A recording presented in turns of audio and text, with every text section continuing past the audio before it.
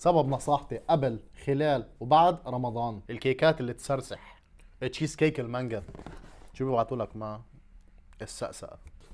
هذا كان زعمي. شوف لي فتحة البوكس. هلا هون فيك تكتبوا اللي بدكم اياه انتم. دلع كرشك خي الديشة اللي بدك اياه بتكتبه. صحتين يا صديقي مع هول الوردتين. تشيز كيك المانجا وشقف مانجا. صوص السقسقة المانجا بالشقف المانجا كمان. بتسقسق عمي. شفت الشقف؟ بايت صغيرة كرمال ندوقها نحن بس. هي طبقة البسكوت اللي بتقرمش من تحت مسقسقة هيك بالصوص كأنك عصر مانجا طبيعي. فعلا مثل ما قالوا لي الكيكة تسرسح. بيوصلوا على معظم مناطق الكويت. بجيبوا بيض الوجه قلبا وقالبا، الديكوريشن، الطعم، الانجريدينتس، التحابيش، الصوصات، مقفلين لك اياها من كل الميلات وكيس شو كشخه.